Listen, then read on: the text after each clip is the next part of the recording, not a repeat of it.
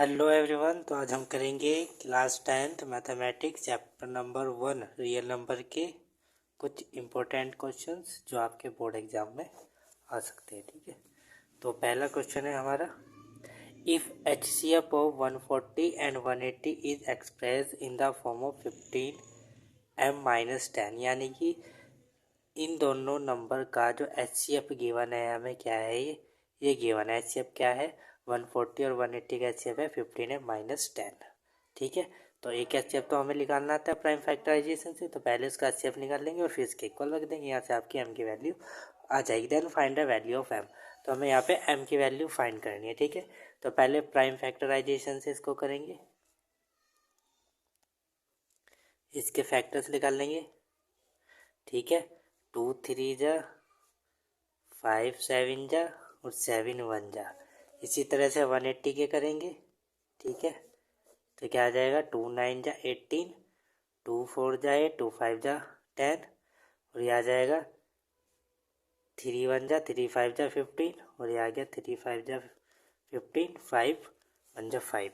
तो क्या आ गया, 140, 2 मल्टीप्लाई 2 मल्टीप्लाई 5 मल्टीप्लाई 7, यह आ जाएगा 180, 2 मल्टीप्लाई 2 मल्टीप्लाई 3 और 5। तो एच सी एफ तो हमें फाइंड करना आता ही है। तो एच सी एफ किसका, 140 और 180 का क्या आ जाएगा, इक्वल। ये इसमें से कॉमन कॉमन फैक्टर निकाल लेंगे। ये कॉमन है, ये कॉमन है और ये 5 कॉमन है। तो एच सी एफ क्या आ जाएगा, 2 मल्टीप्लाई 2 मल्टीप्लाई 5, यानी कि ये क्या आ गया, 20। ठीक है, बट हमें एच सी एफ गिवन है, जो हमें एच सी एफ गिवन है इन दोनों नंबर का, वो क्या गिवन है, 140 और 180 का जो एच सी एफ गिवन है हमें, वो है 15m माइनस के 10। तो ये भी एच सी एफ है और ये भी एच सी एफ है, इन दोनों को इक्वल रख देंगे। तो क्या आ जाएगा, 15m माइनस के 10 इक्वल 20। ये 15m माइनस का 10 उधर जाएगा तो 20 प्लस 10, तो क्या आ जाएगा, ये 15m इक्वल 30, यानी कि m की वैल्यू क्या आ जाएगी, 30/15 यानी कि 2। तो m की वैल्यू हमने फाइंड कर लिया था। तो इस तरह के क्वेश्चन आपके आ सकते हैं। सेकंड क्वेश्चन है हमारे पास, explain why 4 3 2 1 is a composite number. तो ये हमें एक्सप्लेन करना है कि ये क्या है, कंपोजिट नंबर है। तो आपको इसमें रीज़न लिखना है बस कि ये कंपोजिट नंबर क्यों है। इसमें क्या लिखा होगा, क्लियरली इट सो, क्लियरली क्या लिखेंगे, इट शोज दैट, ये हमें दिखाई दे रहा है कि द गिवन नंबर, जो गिवन नंबर है इसके क्या है, मोर देन 2 फैक्टर है। तो जिस given number has more than 2 factor, ठीक है, क्योंकि 2 फैक्टर से ज़्यादा फैक्टर है इसके, तो इसलिए क्या है, ये क्या है, hence it is a composite, hence it is a composite number. तो बस आपको यही लिखना है इसमें, hence it is a composite number. ठीक है, और इसमें एक क्वेश्चन और आ सकता है, प्राइम नंबर। प्राइम नंबर किसे बोलते हैं, प्राइम नंबर हो गया हमारा 2 3 5 7, ठीक है, 11 13, ये सब क्या है, प्राइम नंबर है। तो आपको ये बताना है ये कंपोजिट नंबर क्यों नहीं है, why the prime numbers are not composite number. क्यों नहीं है, because they have it has only 2 factor, क्योंकि इन सब के पास क्या है, सिर्फ 2 फैक्टर है। एक तो ये क्या है, 1 फैक्टर है इनका, और एक ये इट सेल्फ है, खुद है। Has only 2 factor, 1 and it self the number. ठीक है, तो 2 ही फैक्टर हो गया, इसमें क्या लिख सकते हो, मल्टीप्लाई 1, 3 मल्टीप्लाई 1, तो 2 ही फैक्टर हो सकते हैं, तो 1 हो गया या फिर ये खुद होगा, 1 हो गया या फिर ये खुद होगा नंबर। तो इसलिए क्या नहीं है, कंपोजिट नंबर नहीं है। ठीक है, अब अब हमारे पास है question number 3। The HCF of two number is 23। HCF दे रखा है 23 और LCM दे रखा है 32। ठीक है, दो नंबर है हमारे पास, उनका HCF दे रखा है 23 और LCM दे रखा है 3200। If one of the number is 160, अगर उनमें से एक नंबर क्या है 160 है, फाइंड द अदर। तो हमें दूसरा नंबर फाइंड करना है। ठीक है, तो कैसे करेंगे इसको? हमारे पास एक फॉर्मूला होता है A multiply B। Product of two number किसके इक्वल हो जाएगा? HCF ऑफ दो नंबर जो भी है उनके HCF के multiply LCM of A and B। ठीक है, ये फॉर्मूला आपको याद होना चाहिए। ठीक है, यानी कि हमारे पास दो नंबर है, अगर हम इसके HCF और LCM के मल्टीप्लाई कर देंगे तो नंबर यही निकल के हमारा आ जाता है। अब हमारे पास if one of the number is 160, a मतलब ए हमें गिवन है 160 और हमें B फाइंड करना है। ठीक है, और HCF ऑफ A और B दे रखा है हमें 23। इन दो नंबर का HCF क्या दे रखा है 23 मल्टीप्लाई LCM क्या दे रखा है 32। ठीक है, तो B ये यहाँ आ जाएगा 23 मल्टीप्लाई 320 अपॉन में क्या आ जाएगा 160। 0 से 0 गया तो ये कितना आ जाएगा 2 3 जा 6 2 2 जा 4 यानी कि 460। तो हमारा अदर नंबर जो आया है, दूसरा जो नंबर आया है वो कितना आया है 460 आया है। ठीक है, आपका इसमें क्वेश्चन ये भी आ सकता है, आपको 2-3 नंबर गिवन है और आपको प्राइम फैक्टराइजेशन से क्या निकालना है, उसका LCM और HCF फाइंड करना है। ठीक है, ये आपका क्वेश्चन NCERT में भी गिवन है। ठीक है, एक्सरसाइज 1.1 में इस तरह से आ सकता है। या फिर आपको कोई भी दो नंबर गिवन दे देंगे, आपको पहले उसका LCM और HCF फाइंड करना है और फिर आपको ये वाला फॉर्मूला उसको वेरीफाई करके दिखाना है। ये पूरा फॉर्मूला क्या करना है, वेरीफाई करना है, यानी कि HCF फाइंड करोगे और LCM फाइंड करोगे दोनों नंबर का और उन दोनों को मल्टीप्लाई कर दोगे तो इन दोनों नंबर के प्रोडक्ट के इक्वल आ जाएगा। ठीक है, तो इस तरह से भी आपके क्वेश्चन आ सकते हैं। अब हमारे पास है question number 4। Find the largest number which divide 243 and 545 living remainder 3 and 5 respectively. यानी कि हमें एक लार्जेस्ट नंबर निकालना है, लार्जेस्ट यानी कि हाईएस्ट, यानी कि हाईएस्ट कॉमन फैक्टर, यानी कि HCF फाइंड करना है हमें। ठीक है, लार्जेस्ट इस तरह से आप याद रख सकते हो, लार्जेस्ट का मतलब HCF फाइंड करना है। ठीक है, और लीस्ट का मतलब LCM फाइंड करना है, या लोवेस्ट का मतलब LCM फाइंड करना है। ठीक है, तो 243 ये दोनों को डिवाइड करता है। ठीक है, जब वो 240 को डिवाइड करेगा ये नंबर तो रिमाइंडर देगा ये हमें 11, और जब ये 5 और 5 को डिवाइड करेगा तो रिमाइंडर देगा हमें 5। तो इस तरह से कह रहे हैं, तो हम क्या करेंगे, पहले इसमें से इसको माइनस ही कर लेंगे।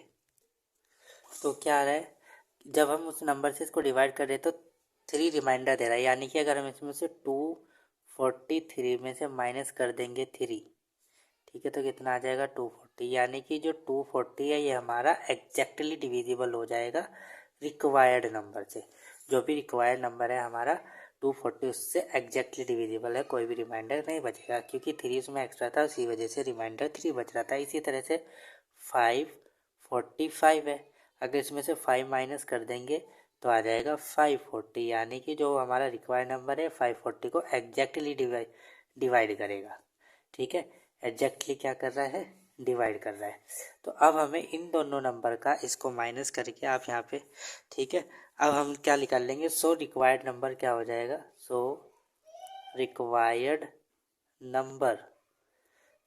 नंबर क्या हो जाएगा अब हमारा इज HCF, किसका, इन दोनों का HCF हमारा क्या है, रिक्वायर्ड नंबर है। तो इस तरह का अगर क्वेश्चन आएगा आपको इस तरह से ही करना है। तो पहले आप 240 के प्राइम फैक्टराइजेशन करोगे, तो 240 का प्राइम फैक्टराइजेशन अगर आप करोगे, ये करके नहीं दिखाना आपको, अगर रफ में कर लो डायरेक्ट, फिर यहाँ पे इसके फैक्टर लिख दो। ठीक है, 2 1 जा 2 2 2 जा 4 2 6 जा 12 2 3 जा 6 2 1 जा 2 5 जा 3 5 जा और 5 1 जा। इसी तरह से आप 5 4 0 का फाइंड करोगे तो आ जाएगा 2 2 जा 4 2 7 जा 14 2 1 जा 2 2 3 जा 6 2 5 जा 10, ये आ जाएगा 3 4 जा 12 3 5 जा 15, 3 1 जा 3 5 जा 3 5 जा 5 1 जा। तो अब इसका ऐसे फाइंड कर लेंगे। 240 के क्या फैक्टर आए हैं? 240 के फैक्टर आए 2 multiply 2 multiply 2 multiply 2 multiply 3 multiply 5। ठीक है। 540 के क्या फैक्टर आए हैं? 2 multiply 2 multiply 3 multiply 3 multiply 3 multiply 5। तो इनका एचसीएफ क्या हो जाएगा? दोनों का एक कॉमन ले लेंगे इसमें से एक तक। ठीक है, ये 3 हो गया, ये 5 हो गया। सो रिक्वायर्ड नंबर हो जाएगा एचसीएफ 240 और 540। कितना हो जाएगा? 2 मल्टीप्लाई 2 मल्टीप्लाई 3 मल्टीप्लाई 5, यानी कि एचसीएफ कितना आ गया? 2 2 जा 4 4 3 जा 12 12 5 जा 60।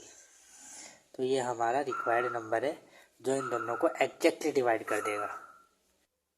ठीक है, तो ये आ गया रिक्वायर्ड नंबर 60। इसी तरह से ये क्वेश्चन है फाइंड द स्मॉलेस्ट नंबर। उसमें क्या बोल रहे थे? लार्जेस्ट नंबर यानी कि एचसीएफ फाइंड करना है, स्मॉलेस्ट नंबर यानी कि एलसीएम फाइंड करना है।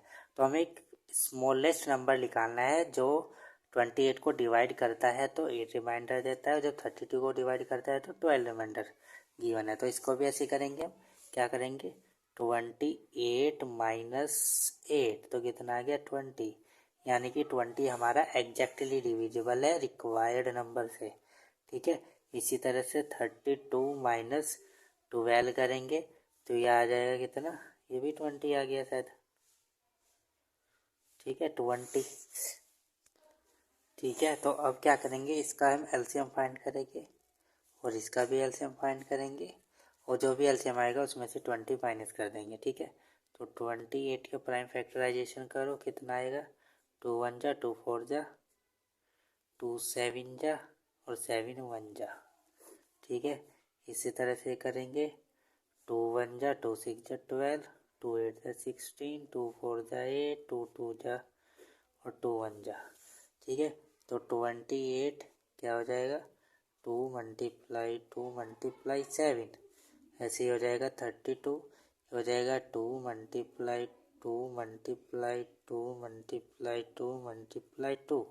ठीक है, ये कॉमन हो गए तो इन कॉमन में से तो एक ले लेंगे। ठीक है, एलसीएम ऑफ 28 और 32। ठीक है, तो ये दोनों में से दो एक लेंगे, इसमें से भी एक लेंगे और जो बाकी बचे हुए सारे ले लेंगे। ठीक है, तो एलसीएम क्या आ जाएगा इसका? 2 2 जा 4 4 2 जा 8 8 2 जा 16 16 2 जा 32 और 32 में 7 की मल्टीप्लाई करेंगे तो 224। तो एलसीएम आ गया। तो रिक्वायर्ड नंबर क्या हो जाएगा हमारा? सो रिक्वायर्ड नंबर हो जाएगा एलसीएम ऑफ 28 और 32 में से माइनस कर देंगे 20 तो क्या आ जाएगा? 2 2 4 माइनस 20 यानी कि 204। ये हमारा क्या है? Required number. तो अब हमारे पास है क्वेश्चन नंबर 6। ये इस तरह का भी क्वेश्चन आ सकता है, prove that √2 is irrational number. तो √2 पूछ ले, √3 √5 √7 सब क्या है? इरेशनल नंबर है। ठीक है, और √2 √3 √5 √6 ये भी सब क्या है? इरेशनल नंबर है। Pi is also irrational number while 22/7 is rational number. ठीक है, तो 22/7 तो रेशनल नंबर है लेकिन पाई हमारा इरेशनल नंबर है। ये भी याद रखना, ऑब्जेक्टिव में आ सकते हैं। ठीक है, अब हम इसको देखेंगे कैसे करेंगे। हमें क्या प्रूव करना है? इरेशनल। तो हम इसको लेट कर लेंगे कि let √2 is a rational number. तो इसको हमने लेट कर लिया है कि ये क्या है? रेशनल नंबर है। ठीक है, तो हम इसको जो भी लेट करके चलेंगे उसको गलत प्रूव कर देंगे और फिर क्या हो जाएगा? Irrational number. यानी कि हमने मान लिया कि रेशनल नंबर, जब ये रेशनल नंबर है तो ये किसके इक्वल होगा? a/b के इक्वल होगा, क्योंकि यही तो फॉर्म होती है रेशनल की। रेशनल फॉर्म क्या होती है? सिंपलेस्ट फॉर्म जो होती है रेशनल की a/b होती है, जहाँ पे a और b हमारे इंटीजर्स होंगे और a और b के बीच में कोई भी कॉमन फैक्टर नहीं होगा। ठीक है, अदर देन 1, और b हमारा 0 के इक्वल नहीं होगा। ठीक है, तो आप इसमें लिख सकते हो where not equals to b not equals to 0। ठीक है, अब हम क्या करेंगे? स्क्वायरिंग करेंगे बोथ साइड। अगर आप स्क्वायरिंग करोगे तो क्या आ जाएगा? √2 का स्क्वायर और ये आ जाएगा ए स्क्वायर अपॉन बी स्क्वायर। ठीक है, तो यानी कि क्या आ जाएगा 2 इक्वल ए स्क्वायर और बी स्क्वायर। सारे क्वेश्चन आपको इस तरह से करने हैं, ये वाले √3 √5 √7। ठीक है, तो ये हो गया। पहले उनको ऐड कर लेंगे रेशनल, फिर इसको इस तरह से इक्वल रख लेंगे, फिर इसको इधर लेके जाएंगे तो क्या आ जाएगा 2b का स्क्वायर इक्वल ए स्क्वायर। ठीक है, इससे क्या पता चल रहा है हमारा कि 2 डिवाइड्स ए स्क्वायर। इससे पता चल रहा है हमारा कि जो 2 है ये किसे डिवाइड करता है, ए स्क्वायर को डिवाइड करता है। ठीक है, अब इसके बाद क्या लिखेंगे, तो इम्प्लाइज 2 डिवाइड्स ए। जब ए स्क्वायर को डिवाइड कर रहा है तो वो ए को भी डिवाइड करेगा, तो ये सेम चलेगा यहाँ पे भी कि 2 डिवाइड्स बी स्क्वायर और 2 डिवाइड्स बी। ठीक है, अब क्या करेंगे, लेट जब ए 2 डिवाइड करता है ए को, तो हमने मान लिया कि ये ए है, और जब ये इसको डिवाइड करेगा ए को, यानी कि हमारे पास कुछ भी है, तो उसमें ये एक फैक्टर तो 2 ज़रूर होगा, यानी कि सी इसमें कुछ भी हो लेकिन 2 इसमें से बाहर ज़रूर निकलेगा अगर ये इसको डिवाइड करता है। 2 अगर ए को डिवाइड करता है तो इसमें से 2 बाहर ज़रूर निकलेगा। ठीक है, तो ए इक्वल हमने क्या रख लिया है, 2 सी रख लिया है। अब हमने ऊपर रखा था यहाँ पे 2b स्क्वायर, किसके इक्वल है, ए स्क्वायर को, तो यहाँ पे रखेंगे 2b स्क्वायर और इक्वल ए स्क्वायर के प्लेस पर रख देंगे 2c, तो आ जाएगा स्क्वायर। तो क्या आ गया 2b स्क्वायर इक्वल क्या आ जाएगा ये 4c स्क्वायर। ठीक है, 4c स्क्वायर आ गया। अब ये आ जाएगा b square equal 2c square. ठीक है, यानी कि जो 2 है वो डिवाइड करता है 2 divides b square, implies 2 divides b। ठीक है, ये हो गया। जब ये 2 हमारा क्या आ गया, कॉमन फैक्टर आ गया ए और बी के बीच, क्योंकि 2 हमारा ए को भी डिवाइड कर रहा है, देखो यहाँ 2 डिवाइड से, और 2 डिवाइड कर रहा है बी को भी। ठीक है, यानी कि 2 डिवाइड कर रहा है ए को भी और बी को भी, लेकिन हमें तो पता है ए और बी में कोई भी कॉमन फैक्टर नहीं होता अदर देन 1। ठीक है, तो ये क्या हो जाएगा, thus 2 is a common factor of A and B, but this contract the fact that A and B have no common factor other than 1। तो जब अभी लेट करके चले थे कि ए और बी के बीच में कोई भी कॉमन फैक्टर नहीं है 1 को छोड़ के, तो वो हमारा कॉन्ट्रडिक्शन क्या हो गया है, फेल हो गया है। तो जो हम लेट करके चले थे, जो भी हमने अज्यूम किया था, तो वो क्या था, रॉन्ग था। तो contradiction arise by assuming that √2 is rational. तो जो हम √2 को रेशनल मान के चले थे वो क्या हो गया है, गलत प्रूव हो गया है। तो हैंस √2 इज इरेशनल नंबर। तो आप इसमें बस ये लिख सकते हो। ठीक है, क्योंकि हमने यहाँ पे मान लिया था ना कि √2 ए अपॉन बी है, यानी कि ए और बी के बीच में कोई भी कॉमन फैक्टर नहीं है, 1 है बस इनके बीच में कॉमन फैक्टर। और अब हमने इस तरह से करके ये दिखा दिया कि 2 हमारा ए को भी डिवाइड करता है और 2 हमारा बी को भी डिवाइड करता है। फिर तो इन दोनों में से कॉमन निकल के आ गया 2, इसमें से भी कॉमन बाहर आ गया, इसमें से भी कॉमन बाहर आ गया। तो ये तो मान के नहीं चले थे, हम तो मान के चले थे कि इसमें है ही नहीं कोई भी कॉमन फैक्टर 1 के अलावा। तो इसलिए जो हमने मानना था, लेट किया था कि इसके अंदर कोई भी कॉमन फैक्टर नहीं है 1 के अलावा, तो वो गलत था। ठीक है, यानी हमने जो मानना था वो गलत था, जो हमने अज्यूम करके चले थे वो गलत था। ठीक है, तो इसलिए क्या है, जो हमारा जमशेद था वो रॉन्ग है, इसलिए क्या है, इरेशनल नंबर है, रेशनल नंबर नहीं है। अब ये हमारे पास है। ठीक है, मान लो हमें ये दे रखा है कि ये पूरा शो करना है कि 6 माइनस √2 क्या है, रेशनल नंबर है। तो हमने ले लिया कि 6 क्या है, रेशनल नंबर है। ठीक है, इसमें से हम माइनस करेंगे, लेट कर लेंगे, पहले तो उसमें लेट ही करना है। तो क्या लेट करेंगे, 6 माइनस √2 इज रेशनल। तो ये हमने लेट कर लिया कि ये क्या है, रेशनल है। जब ये रेशनल है, ठीक है, तो हम क्या करेंगे, अब हमें पता है 6 भी क्या है, रेशनल है, ये भी रेशनल, ये भी रेशनल। अगर हम रेशनल में से रेशनल माइनस करेंगे तो क्या निकल के आएगा, रेशनल। इम्प्लाइज क्या लिखेंगे, 6 माइनस √2, और ये भी जो आएगा ये क्या आ जाएगा, रेशनल। तो क्या निकल के आएगा, 6 माइनस 6 प्लस √2, यानी कि √2 क्या हो गया है, rational. But as we know that √2 is a irrational number. तो जो √3 क्या √2 क्या आ गया हमारा rational number. This contradict the fact that ये हमें पता ही है कि √2 क्या है इरेशनल नंबर है। देयरफॉर जो हम इसको मान के चले थे रेशनल नंबर, इसको हमने लेट किया था कि ये रेशनल नंबर है, तो क्या है गलत है। तो आवर एजम्पशन इज रॉन्ग। तो जो हमने माना था वो क्या था रॉन्ग था। Hence 6 minus √2 is irrational number. तो आई होप आप सबको क्वेश्चन समझ में आए होंगे। अगर समझ में आ रहे हैं तो प्लीज़ वीडियो को लाइक कर दो, चैनल को सब्सक्राइब कर लो, ठीक है। तो ये कुछ इम्पोर्टेंट क्वेश्चन थे, इनको आप चैप्टर नंबर 1 से ज़रूर कर सकते हो, ठीक है। Thank you.